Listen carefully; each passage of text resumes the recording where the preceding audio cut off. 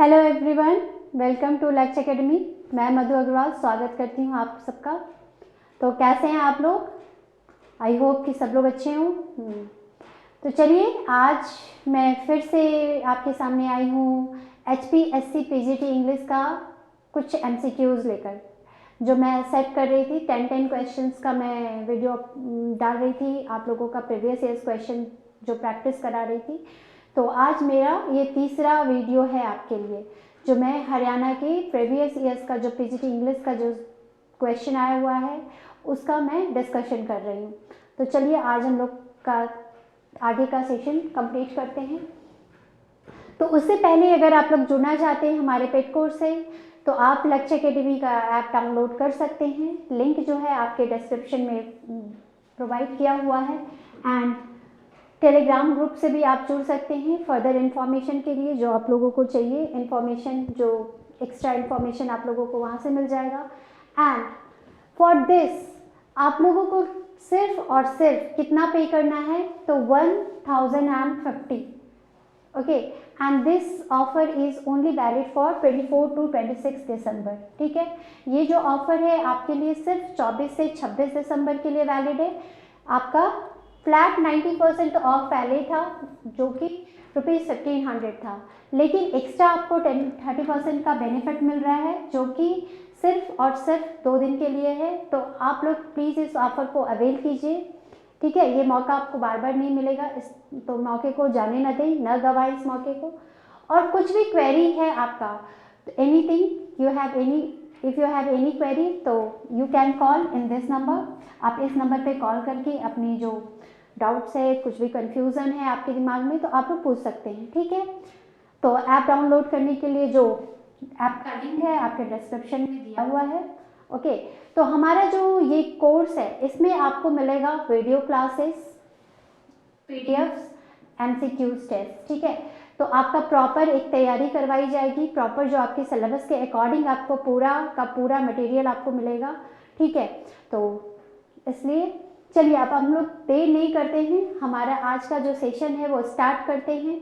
तो आज का जो सेशन है, ठीक है, काफ़ी इंटरेस्टिंग एंड काफ़ी इंपॉर्टेंट है, जो हम लोग डिस्कस करेंगे। काफ़ी कुछ हम लोग सीखेंगे एंड हम लोग समझेंगे भी। ठीक है, चलिए फर्स्ट क्वेश्चन है, अ वेडिंग इन ब्रॉन्जवाइल डेपिक्ट्स। ये जो वर्क है अ वेडिंग इन ब्रॉन्जवाइल, इसमें क्या बताया गया है? The colourful wedding, the Shaikh of Jews after the Holocaust, the Nazis' life, the role of church। ये जो आपका वर्क है ये क्या डिपिक्ट करता है? ठीक है, इसमें क्या है?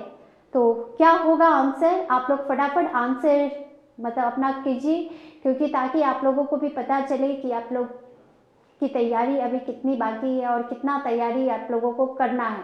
ठीक है, कितना नॉलेज और ज़्यादा गेन करना है। तो फटाफट आंसर करें आप लोग, क्या होगा आंसर? अ वेडिंग इन ब्रॉन्जवाइल, क्या होगा इसका आंसर? देखिए, इसका आंसर होगा the psyche of Jews after the Holocaust. ठीक है, द शाइक, ये जो आपका वर्क है ये क्या डिपिक्ट करता है? एक्चुअली इसमें जो बताया गया है ना, ये जो आपकी कहानी है ना, the a wedding in Brownsville, actually इसमें जो है जो स्टोरी है किसके अराउंड घूमता है? तो एक मेन कैरेक्टर है डॉक्टर मार्गोलिन। ठीक है, एक मेन कैरेक्टर है डॉक्टर मार्गोलिन। ठीक है, ये इस स्टोरी के मेन कैरेक्टर का नाम है डॉक्टर मार्गोलिन। और ये जो है इसी के माइग्रेशन पे ये स्टोरी है। एक्चुअली 1930s के दौरान जब नाजीज का जो शासन हुआ था जर्मनी में, तो उससे बहुत सारे ज्यूइश जो थे उन्हें माइग्रेट करना पड़ा था। तो इसी पे बेस्ड ये कहानी है। ठीक है, डॉक्टर मार्गोलिन की। ओके, जो कि एक जो क्या थे, ज्यूइश थे। सॉरी, थोड़ी वोकल प्रॉब्लम हो गई थी। ओके, ये एक ज्यूइश थे और ये भी जो थे, इनकी भी स्टोरी जो थी, ये क्या थे, इन्होंने भी माइग्रेट किया था। कहाँ से कहाँ? तो पोलैंड से USA की ओर। ठीक है, पोलैंड से कहाँ माइग्रेट कर गए थे? पोलैंड से इन्हें USA माइग्रेट करना पड़ा था। ठीक है, तो स्टोरी है इन्हीं के अराउंड घूमती है। तो ये स्टोरी जो डिपेक्ट करती है the psyche of Jews after Holocaust, जो होलोकॉस्ट हुआ था यानी प्रलय, जब नाजीज का जो शासन आया था ना जर्मनी में, तो उसी पे बेस्ड, उसी को होलोकॉस्ट बोला गया है। तो जो पीपल थे, जो लोगों की जो मनोदशा थी क्या थी, इसी चीज़ को डिपेक्ट करता है ये स्टोरी। ओके, चलिए नेक्स्ट क्वेश्चन पे हम लोग आते हैं। तो नेक्स्ट क्वेश्चन है हमारा, pick out the correct option. To whom is the poem a lecture upon the shadow addressed to? तो एक जो पोएम है a lecture upon the shadow, okay, a lecture upon the shadow जो poem है किसे address किया गया है? The students, the day, his beloved, his friend, ये जो पोएम है ये किसे एड्रेस किया गया है? इनमें जो है पोएट ने किसे एड्रेस करके ये पोएम को लिखा है? इस पोएम में किसे एड्रेस कर रहे हैं पोएट? तो क्या होगा आंसर? द स्टूडेंट्स को मतलब एड्रेस कर रहे हैं, या फिर डे को एड्रेस कर रहे हैं, बिलवेड को, अपने बिलवेड को एड्रेस कर रहे हैं, या अपने फ्रेंड को एड्रेस कर रहे हैं? तो किसे एड्रेस कर रहे हैं, किसे डिनोट कर रहे हैं, किसे बताइए? एक्चुअली इसमें जो पोएट हैं वो अपनी बिलवेड को एड्रेस कर रहे हैं। Okay, to whom a lecture upon the shadow, जो है इस पोएम में पोएट जो है अपने बिलवेड को एड्रेस कर रहे हैं। And the poem is written by a metaphysical poet John Donne, ठीक है, जॉन डन के द्वारा लिखा गया ये पोएट है। और ये जॉन डन जो थे कैसे पोएट थे? तो ये मेटाफिजिकल पोएट के कैटेगरी में आते हैं, ठीक है, ये मेटाफिजिकल पोएट। ओके, तो ये a lecture upon the shadow is written by a metaphysical poet John Donne. Okay, clear है? और इस पोएम में वो किसे एड्रेस कर रहे हैं? तो अपने बिलवेड को एड्रेस कर रहे हैं। आई थिंक क्लियर है। चलिए नेक्स्ट क्वेश्चन पे हम लोग आते हैं। Question number 3, the new classical as is also called, जो न्यू क्लासिकल एज था उसे और क्या कहा जाता है? रोमांटिक एज कहा जाता है, या फिर द ऑगस्टिन एज कहा जाता है, या द एज ऑफ रीजन कहा जाता है, या फिर बोथ 2 and 3? दोनों ऑप्शन होगा, 2 and 3, यानी कि यहाँ पे थोड़ा सा मिस्टेक कर दिया गया है, बोथ बी एंड सी होना चाहिए, ठीक है, थोड़ा सा प्रिंटिंग मिस्टेक है यहाँ पे। बोथ 2 and 3 की जगह क्या होगा? बोथ बी एंड सी। क्या होगा आंसर? न्यू क्लासिकल एज को और क्या कहा जाता है? तो आंसर दीजिए फटाफट, क्या होगा आंसर? न्यू क्लासिकल एज को और क्या कहा जाता है? देखिए, इसे कहा जाता है ऑगस्टिन एज भी और एज ऑफ रीजन भी कहा जाता है, इसलिए हमारा ऑप्शन जो होगा वो क्या होगा? ऑप्शन नंबर डी, ठीक है, ये हमारा सही आंसर है।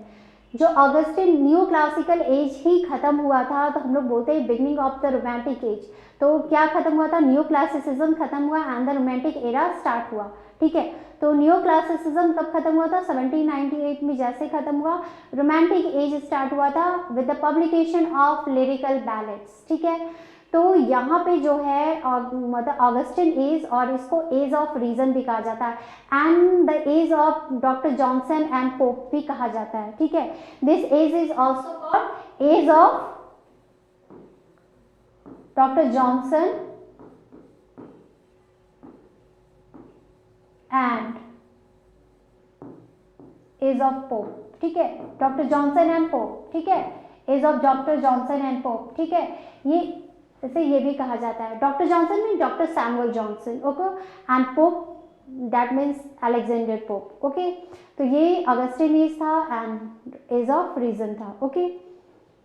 ये 1700 टू 1798 तक का ये पीरियड रहा है, 1700 टू 1798, ओके। ये था हमारा Augustan age. I think clear है, काफ़ी कुछ पता चल गया। तो चलिए आगे बढ़ते हैं हम लोग।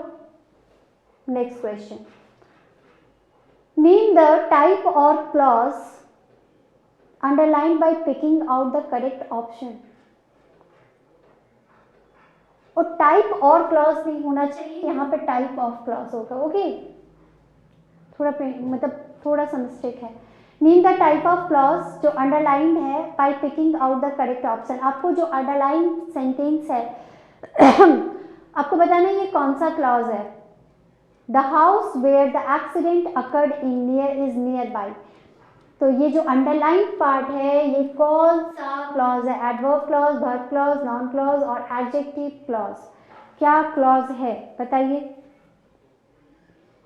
जल्दी से बताइए आप लोगों का क्या आंसर होगा, फटाफट आंसर करें।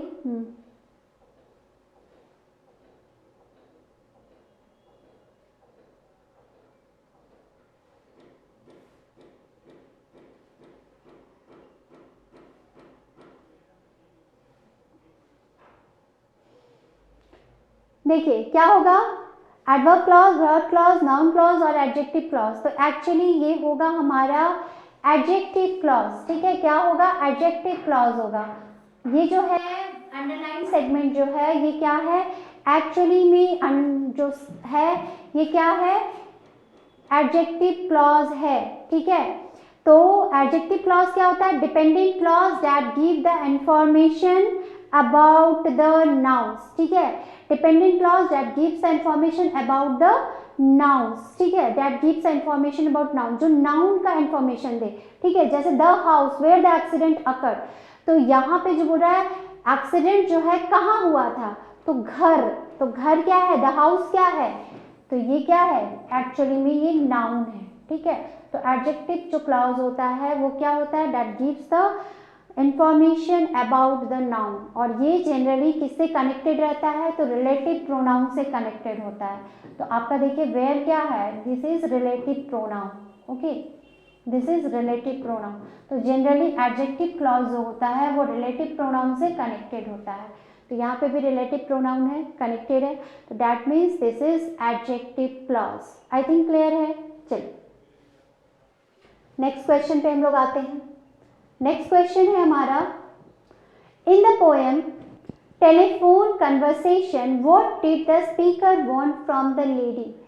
जो पोएम है टेलीफोन कन्वर्सेशन, उसमें जो स्पीकर है वो लेडी से क्या चाहती है, he wanted two by a clinic, वो मतलब क्लिनिक खरीदना चाहता है, या अ रूम फॉर रेंट, रेंट में रूम चाहता है, या अ रेवेंट, या अ रिसीवर, क्या चाहता है बताइए क्या है ये, क्या होगा आंसर,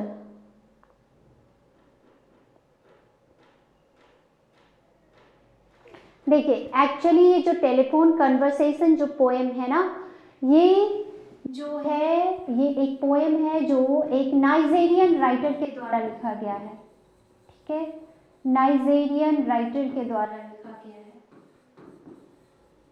इसमें जो है व्हाट डिड द स्पीकर, जो स्पीकर है वो क्या चाहता है, तो स्पीकर चाहता है अ रूम फॉर रेंट, एक रूम चाहता है रेंट पे, ओके, एक रूम। एक्चुअली में ये एक सरकाज़म है, मतलब जो है, और सरकाज़म किसके विरुद्ध है, तो फॉर रेसिज्म, ठीक है, फॉर जातिवाद के विरुद्ध जो है ये एक मतलब जो बोले सटायर है, ओके, ये क्या है, एक सटायर है, ओके, सरकाज़म है, सटायर है, किस लिए, किसके ऊपर, तो रेसिज्म के ऊपर।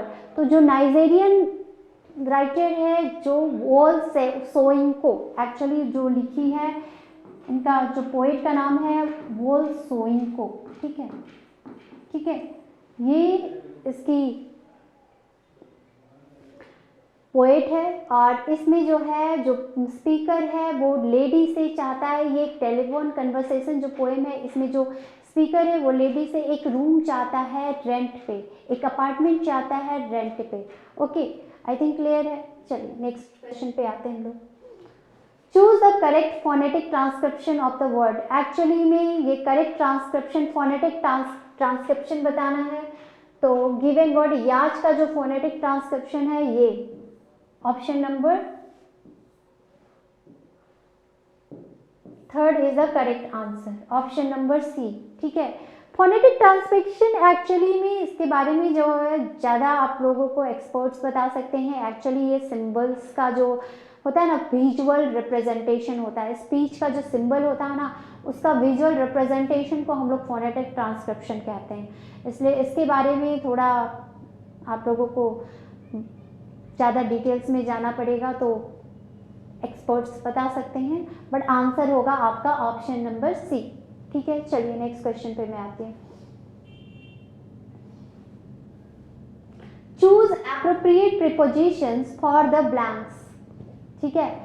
इस ब्लैंक्स के लिए आप लोगों को एक एप्रोप्रिएट प्रीपोजिशंस चाहिए, मतलब आपके पास 3 ब्लैंक्स है और 3 के लिए आपके पास यहाँ पे ऑप्शंस भी है, 3 नहीं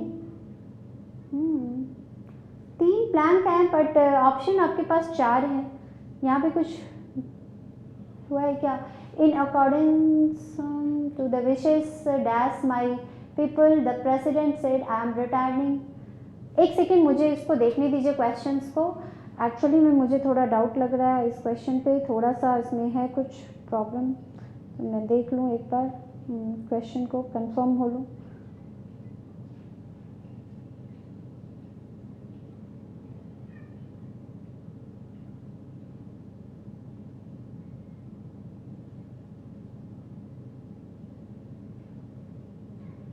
President said, yes, थोड़ा मिस्टेक है, आई एम रिटायरिंग और यहाँ पे भी एक ब्लैंक है आपका, ठीक है। आई एम रिटायरिंग और यहाँ पे भी एक ब्लैंक है। I am retiring public life नहीं, I am retiring dash public life. Okay, तो आपका आंसर क्या होगा? डैश फॉर अकॉर्डेंस सर्विसेज नहीं होगा, इन अकॉर्डेंस होता है, ठीक है, इन अकॉर्डेंस। तो इन अकॉर्डेंस जो हमारा करेक्ट प्रीपोजिशन का जो फॉर्म इसमें जाएगा वो क्या होगा? फर्स्ट में ही हम लोग देख रहे हैं इन हो रहा है, तो इन एक ही में है, तो in accordance to the wishes of my people the president said I am retiring from public life. Okay, तो यहाँ पे भी एक fill in the blanks missing था, तो जो कि आप लोगों का, तो क्या आंसर होगा? Option number C is the correct answer, ठीक है।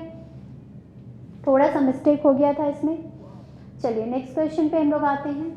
क्वेश्चन नंबर 8 है आपका, according to the journey to the centre of the earth when did Gondwana land exist. The journey to the centre of earth के अनुसार Gondwana land जो है कब exist करता है? तो 650 मिलियन ईयर्स अगो, 560 मिलियन ईयर्स अगो, 600 मिलियन ईयर्स अगो, 540 मिलियन ईयर्स अगो। तो क्या होगा बताइए। यहाँ पे ना थोड़ा सा क्वेश्चन थोड़ा सा गलत है एक्चुअली, मतलब ये प्रीवियस ईयर्स का क्वेश्चन में एक्चुअली जो the journey to the centre of earth में गोंडवाना लैंड का बहुत ज़्यादा जिक्र नहीं है। एक्चुअली ये जो टॉपिक है ना आपका 12th क्लास की एक एनसीईआरटी बुक से ही लिया हुआ है, जिसमें चैप्टर का नाम है journey to the end of earth, ठीक है। उसमें क्या है? The journey to the not centre, यहाँ to the end of the earth. Okay, इसमें जिक्र किया हुआ है। एक्चुअली ये 12th क्लास का जो आपका एनसीईआरटी का बुक है उसमें ये चैप्टर है, आप उसको डिटेल्स में स्टडी करेंगे तो आपको इसका आंसर मिलेगा। और इसका आंसर जो होगा वो क्या है? ये एक ट्रैवलॉग है। मतलब ट्रैवलॉग क्या होता है? किसी की ट्रैवल्स की जो जिक्र होती है ना आप, मतलब तो उसको ट्रैवलॉग कहते हैं, ठीक है। ये एक ट्रैवलॉग है, तो ये एक्चुअली में क्या होगा इसमें answer? 650 million years ago. Okay, answer मिल गया। ये ऑथर की ट्रैवलॉग है, the journey to the end of the earth, ठीक है। तो इसमें थोड़ा सा क्वेश्चन में ही मिस्टेक था, ना कि मेरी मिस्टेक है, ये प्रीवियस ईयर्स के क्वेश्चन में ही ये मेंशन है, बट ये थोड़ा सा इसमें मुझे लगा कि ये एंड ऑफ द अर्थ होना चाहिए, इस चैप्टर से ही लिया हुआ है, ठीक है। चलिए नेक्स्ट क्वेश्चन में हम लोग आते हैं। The sentence pattern of the sentence given below, nothing. तो सेंटेंस पैटर्न बताना है, ये सेंटेंस जो आपको दिया गया है, ठीक है। Nothing will make him repent, ये आपका सेंटेंस है। इस पे सेंटेंस पैटर्न बताना है कि नाउन फ्रेज है, उसके बाद वर्ब फ्रेज का यूज किया गया है, उसके बाद ना इनडायरेक्ट ऑब्जेक्ट है, उसके बाद या फिर डायरेक्ट ऑब्जेक्ट है, या फिर नाउन फ्रेज है, उसके बाद एट्रीब्यूट है, उसके बाद वर्ब है, उसके बाद ऑब्जेक्ट है, या नाउन फ्रेज है, वर्ब है, फ्रेज है, ऑब्जेक्ट है, ऑब्जेक्ट कॉम्प्लीमेंट है, या फिर नाउन फ्रेज है, वर्ब फ्रेज है, एडजेक्टिव है, या फिर ऑब्जेक्ट है। क्या है? क्वेश्चन नंबर 9 क्या है? सेंटेंस का पैटर्न बताना है, ठीक है। सेंटेंस का पैटर्न बताना है।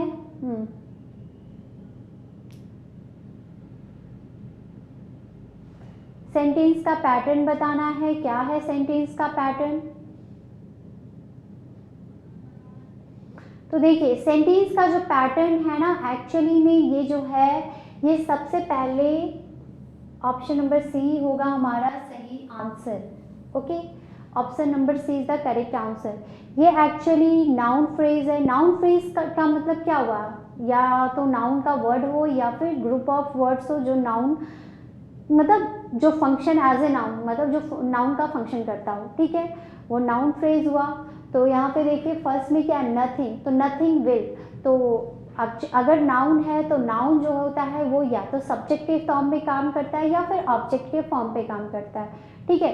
तो यहाँ पे जो नथिंग है एक्चुअली इस सेंटेंस का ये सब्जेक्ट है, nothing will.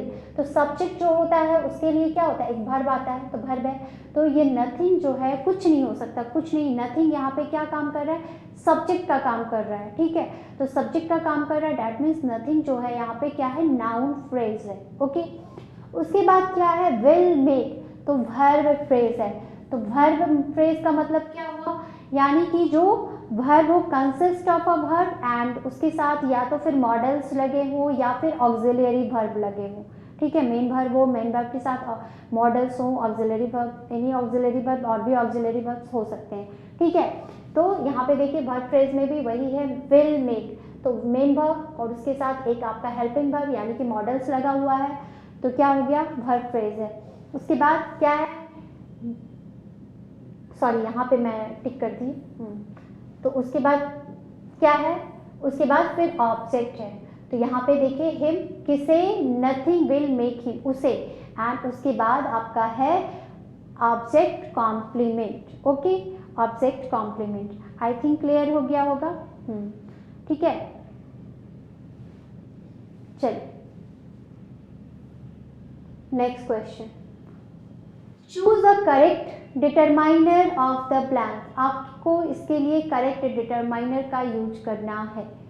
Many, several, much, this. It has not had dash difficulty, मतलब many difficulty, several difficulty, much difficulty, this difficulty. तो क्या होगा, जैसे डिफ़िकल्टी जो है एक्चुअली में हम लोग डिफ़िकल्टीज बोलते हैं, तो डिफ़िकल्टी यहाँ पे क्या है, सिंगुलर काउंटेबल नाउन के तौर पे आया है, ठीक है, सिंगुलर काउंटेबल नाउन के तौर पे आया है डिफ़िकल्टीज। एक्चुअली में डिफ़िकल्टी जो होता है वो अनकाउंटेबल नाउन होता है, ओके, और अनकाउंटेबल नाउन के साथ हम मच लगाते हैं, नॉट मेनी। मेनी के साथ मेनी के साथ हम क्या लगाते हैं, तो मेनी के साथ प्लूरल काउंटेबल नाउन आता है, ओके, प्लूरल काउंट, पीसीएन मैं शॉर्ट में लिख रही हूँ, पीसीएन का मतलब हुआ प्लूरल काउंटेबल नाउन, यूसीएन का मतलब हुआ अनकाउंटेबल नाउन, एससीएन का मतलब हुआ सिंगुलर काउंटेबल नाउन, ओके। तो मेनी के साथ क्या आता है, प्लूरल काउंटेबल नाउन आता है, सेवरल के साथ भी प्लूरल काउंटेबल नाउन आता है, बट मच के साथ यहाँ पे डिफिकल्टी, और these difficulty, he has not had these difficulty नहीं होगा, दीज के साथ भी क्या आएगा, प्लूरल आएगा, बट यहाँ पे क्या डिफिकल्टी सिंगुलर है, तो इसलिए हम लोग क्या यूज करेंगे, much. Okay, I think clear है। He has not had much difficulty, उसे ज़्यादा कठिनाई नहीं हुई है। इस सेंटेंस का ट्रांसलेशन यही है, उसे ज़्यादा कठिनाई नहीं हुई है, ओके। तो आई थिंक आप लोगों को क्लियर हो गया सारा, मतलब 10 MCQs जो मैंने डिस्कस किए प्रीवियस ईयर्स के, आप लोगों को अच्छा लगा हो। तो फर्दर अगर आप लोग इस कोर्स में एडमिशन लेना चाहते हैं तो आप इस ऑफ़र का लाभ उठा सकते हैं, जो कि सिर्फ 24 to 26 दिसंबर तक वैलिड है। ऑफर फीस 1050, ठीक है। ये जो ऑफ़र आपके लिए है सिर्फ कितने मतलब डेट तक है, तो 24 to 26, ठीक है।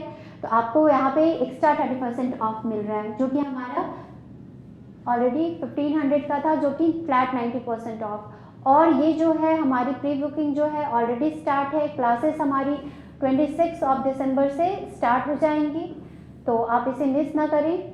और कोई भी दिक्कत हो, कोई भी क्वेरी हो आपको, तो आप इस नंबर पे कॉल करके पूछ सकते हैं। और हमारे ऐप को डाउनलोड करने के लिए जो ऐप लिंक है आपको डिस्क्रिप्शन में प्रोवाइड किया हुआ है, ओके। तो हम प्रोवाइड कर रहे हैं आपको video classes plus PDF notes and live MCQ test. Okay, thank you.